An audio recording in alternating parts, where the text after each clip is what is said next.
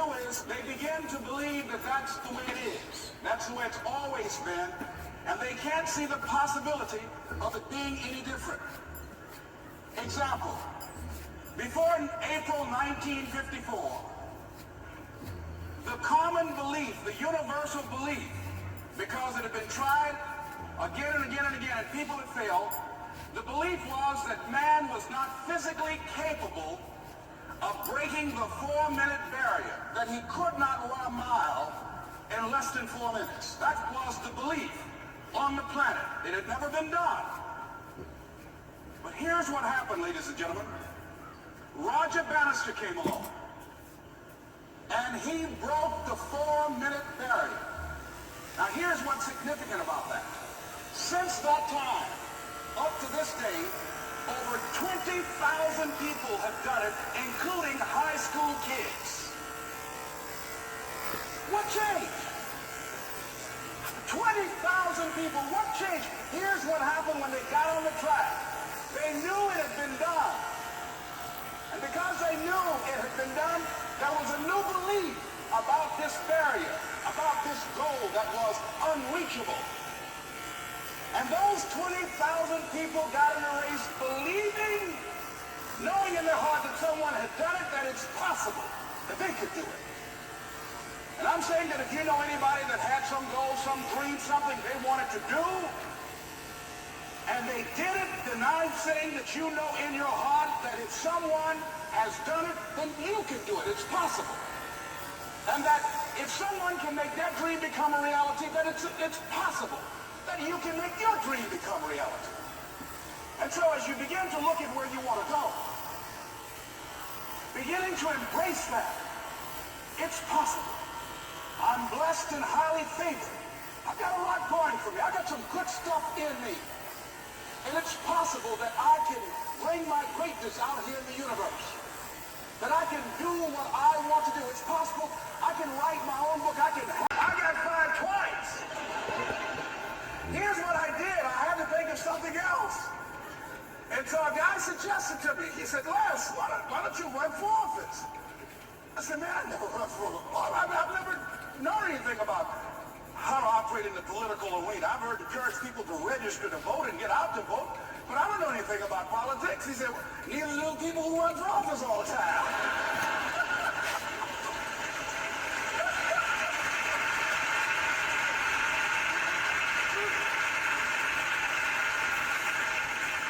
So I ran. Now here's what I'm suggesting. I ran.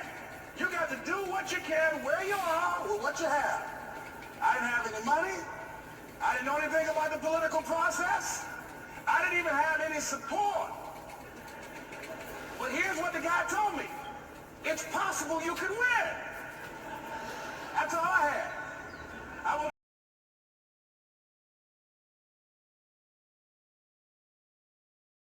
running against an endorsed candidate. He was an incumbent. He had the newspaper support, all of the leadership in the community, and I was challenging this guy. So I had a saying when I was on radio, stand up for what you believe in because you can fall for anything. And I would go door to door. I had my kids on one side of the street. I would be on the other. And I'd knock on doors. Hello, my name is Les Brown. Tell everybody I'm still standing. They get on phone. Child, Les Brown was to my house today. You know the boy on the radio with the big mouth? Yeah, they fired him, honey. So he's still standing.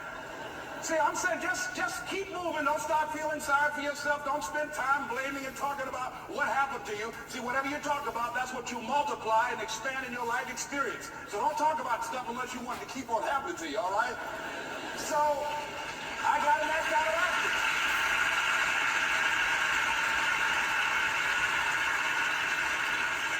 As I continue to do that, had my children with me, we're going door to door, didn't have enough money.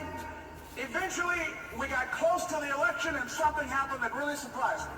Guys who I thought were going to either support me or stay out of it, various powerful community leaders, they became involved in it and they endorsed my opponent. I felt devastated. Now that's going to happen to you when you're working on your dream. Things are going to happen. That's going to catch you on the blind side. That was shocking to me. They didn't have to do that. All they had to do was just stay out of it. But here they go, come up in there messing with me. Now that's what happens. You got some people who believe it's their personal business to stop you from living your dream, all right?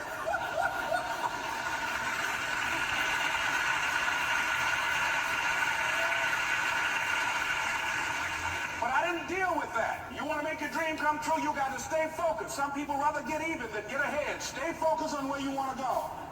I just kept on doing what I was supposed to do. And so I was driving to the radio station. My opponent had over $20,000. I had less than $800. As I was in the radio station, the guy said, "You're going to make a commercial?" I said, "Yes." He said, "It better be a good one because that money can't go pretty far here." And I sat there in the middle control room and I was thinking. And here's what happens when you get still. Stuff will start coming. Something said, "Call your mama." You should talk about your mother on the air all the time. Ask her to say a few words for you. That'll be a different kind of political spot. So I called my mama. And I had a gospel record playing in the background.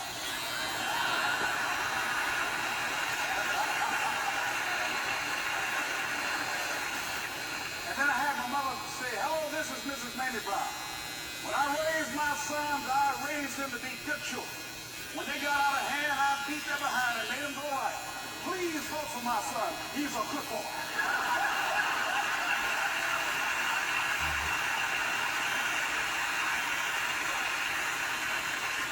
Usually in the state representative race, maybe 3,000 or 4,000 people will come out to vote in a primary. In that primary race, over 27,000 people came out and voted and said, "I'm voting for Les Brown because his mama said he's a good boy." I won, ladies and gentlemen. I won.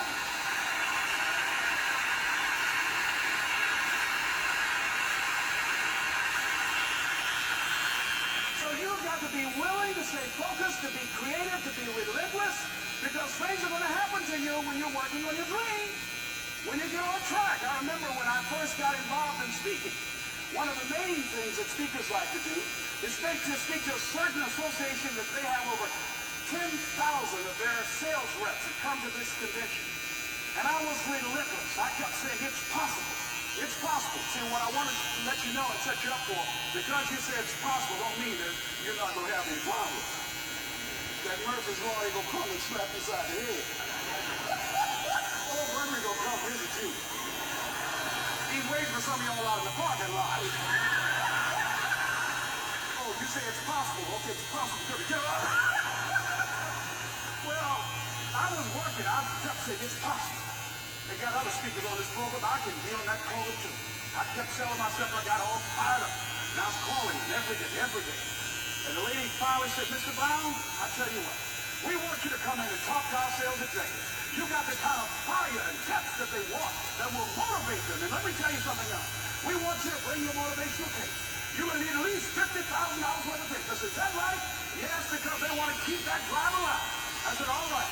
I called the guy who duplicates my tape. I said, "Don, how you doing? This is Les. Let me tell you, I got a major speaking engagement." I said, "Man, it's a speaker's dream. I need over $50,000 worth of power." He said, "Les, you don't have that kind of credit." I said, "I know, but Don, I can sell that. Just right after the speaking engagement, I'll give you your money in 4 days." He said, "Are you sure, Les?" I said, "Yes, but I got a major speaking engagement, and they told me to do it." He said, "Man, that's a big offer. Let me talk with the lady with you." I said, "Hold on just a minute, man." Call the lady back. "Hello, Evelyn, how you doing? This is Les Brown. I got Don on the phone. What did you say? Do I have the speaking engagement?" "Yes, you do. And what else you suggest?" "Les, our people, they buy a lot of tapes. Your tapes are very popular among them. I'm saying bring at least $50,000 worth of tapes, Les. You'll sell everything you got and more." I said, "Did you hear that, Don?" He said, "Yes." I said, "Now, if anybody else has to make a decision, are you the final person?" She said, "I'm the final person. I will send you the contract. I want you." I said, "Did you hear that, Don?" He said, "Yes." I said, "Oh, ye of little faith." I said, "Duplicate the tapes, man. Come to photo." Well, he duplicates the tapes. 1 week came by. I'm checking the mail every day. No contract. I said, "Come on, Murphy, don't stop now, man. Come on. Come on, man. Give me a break. Come on, man. You know, this ain't fair. Come on, man. Give me a break. Come on." I talked to myself, you know? I don't want to call him like that. 2 weeks passed by. Murphy said, don't you think you ought to call him? I said, okay. I called, I said, hello, this is Les Brown calling. How you doing, Les? I said, fine. I said, Evelyn hasn't sent my contract out yet. Any additional information you need? So, Les, you haven't heard? I said, no. I said, Evelyn died. I said, she died? I said, did she say anything about me?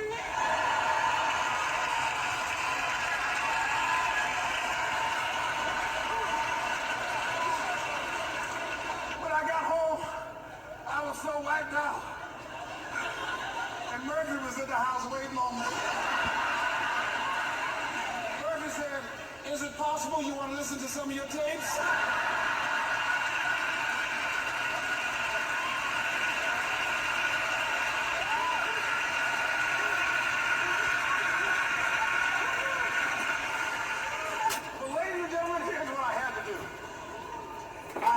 To focus on what was the solution. And this was not the only place that our people would sell those products.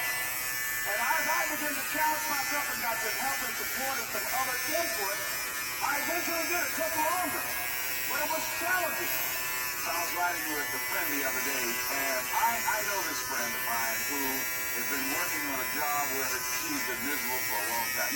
She was telling me about how she was miserable on the job and how she was so unhappy. So I said, if it's that stressful and if it's causing you that much pain, I said, why don't you just quit and do something else? And she said something that really put her in the chorus line with a lot of other people. She said, I would, but. And then I started just thinking about that. I said, let me take a poll. So I started talking to other people, and I would ask them what they were doing. And I said, but is that your passion? And they would say, no. I said, then what's your real passion? And they would tell me what their real passion was. But then I said, well, then why aren't you doing what you really want to do? Oh, I can do it, but. And they would continue on. So this word, but just kept on coming up. And then it also had some friends like woulda and coulda and shoulda. And one day, I'm going to have my own business. Those people who talk about one day I'm going to. Some of y'all know some of those one day I'm going to people. Raise your hand. Some of you get up in the morning and look in the mirror at that person. I just tease it, all right?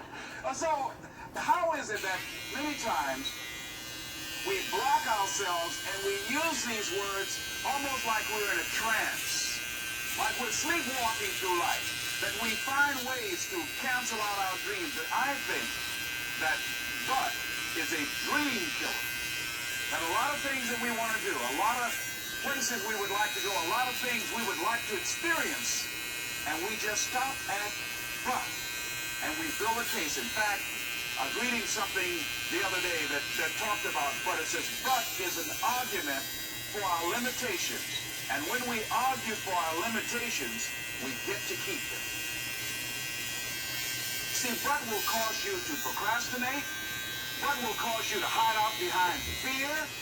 But will cause you to come up with all types of excuses that you can validate your inaction. And it's time for people to decide, I'm ready to get on with my life. Shake somebody's hand on your right and left. A guy named Bob May said this, don't let nobody turn you around. When I get on my bill fake, when I get my feet on the ground, I say, what have you been walking on? The other day, who was saying, I said, how old are you? He says, 47 years old. I said, your sister told me that you can't read. He said, that's right. I said, why? Well, I didn't go to school. Excuse me, how old are you? I'm 47. 47? Yes. And you can't read or write? Yes. Have you ever heard of adult school, adult education? Have you decided that you should learn how to read to begin to expand your world? Why are you using that as a racket? Why don't you decide now that you're going to expand your world? That if other people can learn, you can learn too. Well, it's hard for me. Have you been and sat in a class yet? Have you signed up yet? No, I haven't. See, a lot of people say no, ladies and gentlemen, to things, and they don't even know what they're saying no to. He hasn't even challenged himself. He hasn't even gone to sit into a class and say, teach me how to read. Instead, it's been easier for him to go through life, he thinks, trying to play a whole con game, pretending he knows how to do something that he doesn't know how to do. And you know what? Most of us go through life like that. Most of us go through life pretending that we're satisfied where we are, pretending that everything is okay, pretending that we don't have any special goals or money. So if you want to do something, if you thought about something you want to do, take it head on. Decide that you're going to start looking at it, start doing research on it, start tackling it, start becoming involved in whatever and wherever it might lead you to begin to explore the possibilities in that particular thing that you're seeking, so that you can begin to learn all you can about it. Decide that you're going to face it, that whatever shortcomings you have, that you're going to strengthen yourself there. Whatever training is required, that you're going to go get that training, that you're going to get started right now. The George Washington Carver would say, do what you can, where you are, with what you have, and never be satisfied. S.B. Fuller used to say, and you heard Joe Dudley talk about, always strive to be more than that which you are. Yeah, don't get satisfied with yourself. Always know that wherever you are,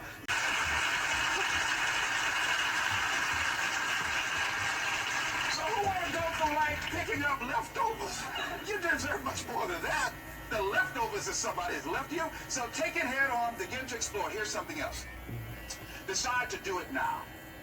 Decide whatever you want to do, that you are now going to become actively involved right now, exploring the possibilities for you. That you're going to look at it and do just a little bit of it right now. When I decided to become a speaker, I didn't just quit my job and just ran out and say, I'm a motivational speaker. No. What I did was, I decided to start looking at other people that were involved in the speaking profession. I volunteered to work with some speakers so that I could learn. Whatever you want to do, get your feet wet. It's hard to find the help. People weren't responsible. The headaches, the guests were just giving him problems day in and day out. They weren't ever satisfied. He said, no, I just think I'll stick to cooking. So you got to find out what fits for you. Because you might decide after you go up in there and examine it, experience it, and get some experience under your belt on it, well, you say, this is really not what I want. This does not fit for me. So decide that you're going to do that. Now, John H. Johnson said something that's very important. He said, there's no defense against an excellence that meets a pressing public need. See, whatever you decide until they're 65, they're walking dead. You can tell them by the way they walk. How they look in the face. When they speak to you. I was giving a speech at this high school, and a lady came after school. She said, Mr. Brown, I want to talk to you about my son. I said, what is it? She said, he's not motivated. I said, I wonder why. You're running about average. You know, I heard something, a jarring question. It says, why is it that people prefer known hells to unknown heavens? You know why? Because it's comfortable, ladies and gentlemen. I remember I was in a service once, and I heard Dr. Johnny Coleman give this example. She talked about a man who had been captured behind the enemy lines in a war and was sentenced to be killed or another option. The captain said to the guy, listen, he said, tomorrow morning at 6 o'clock, you can face the firing squad, or you can go out this door over here. And the guy said, what's out the door? He said, no one knows. All we can tell you just unknown horrors. He thought, and the next morning he selected the firing squad. After the shots rang out, the captain's secretary said, what's beyond that door? And he said, freedom. But very few people would select to do it because it's unknown. See, a lot of people never live their dreams. A lot of people never do the things they want to do. A lot of people stay on jobs where they're miserable. I read an article called, Is Your Job Making You Sick? A lot of people, some of y'all know about that already here. So go on and say amen, it's all right. From the 29th House District, so yes sir, to tell the push him on this legislation. He said, Wilcox, he said, I would more than like to, Mr. Speaker. Everybody say, whoa. I asked him some questions. He responded. I say, I wonder why I asked that man that question. Wilkowski wore me out. I mean, I was so embarrassed, I just limping back to my room with my yes, I can attitude. However, here's what I learned. When you win, see, if I win a debate, I win because of what I know. When I lose because of what I don't know. So I had to check out, what is it that I did not know? I wasn't prepared. I did not do enough research. I did not do my homework. So he handled me like he wanted to. So I came back again. I waited on some other legislation, did my homework, but he was more than able to take me out again. But pretty soon, each time it would take him, it would become a little bit more difficult, and a little bit more difficult. And the older guy said, would you argue in behalf of this legislation for me? I said, sure. I started volunteering to do work in the legislative committees for the older guys. I said, absolutely. And the more I did it, the better I became. And then people began to start respecting me. And when I would ask and say, Mr. Speaker, I'd like to speak on that bill, some guys' lips start trembling and stuff like Jimmy. Oh, wait a minute. Is there anything wrong? Do we have a problem here?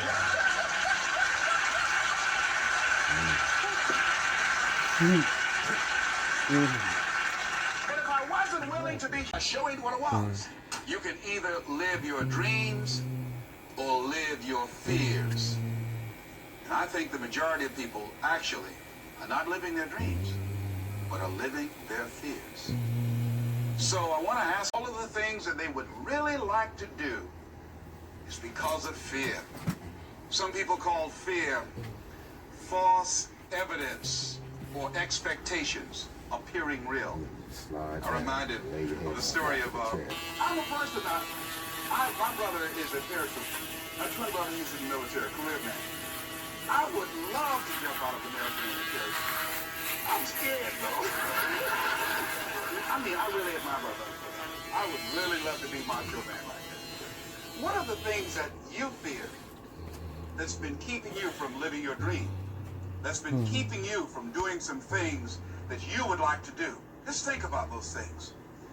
And how do we begin to handle that? Abraham Maslow said that the life is about growth. And he said, you can either go back to your comfort zone, and there you won't find any growth, or you must be willing to go forward and face your fears again and again and again. Because you're never going to have a fear-free existence. I mean, some fear is acceptable and legitimate. There are some things that you really should be afraid of. Now, you shouldn't allow it to immobilize you. It's hard to find the help. People weren't responsible. The headaches, the guests were just giving him problems day in and day out. They weren't ever satisfied. He said, no, I just think I'll stick to cooking. So you got to find out what fits for you. Because you might decide after you go up in there and examine it, experience it, and get some experience under your belt on it, well, you say, this is really not what I want. This does not fit for me. So decide that you're going to do that. Now, John H. Johnson said something that's very important. He said there's no defense against an excellence that meets a pressing public need. See, whatever you decide to do, look at it and find out what is it that I have that I can bring to the table that can begin to enable me to ensure that I can be successful in this. Where is the opening for you? There's room for you out here.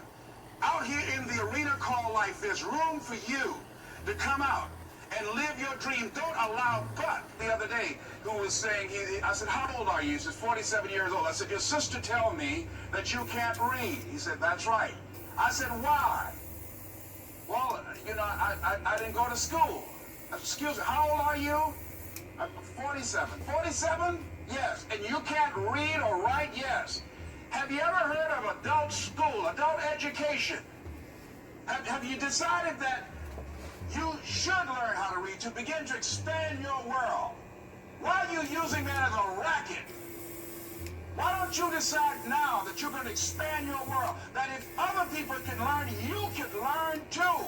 Well, it's hard for me. Have you been and sat in a class yet? Have you signed up yet? No, I haven't. See, a lot of people say no, ladies and gentlemen, to things, and they don't even know what they're saying no to. He hasn't even challenged himself. He hasn't even gone to sit into a class and say, teach me how to read. Instead, it's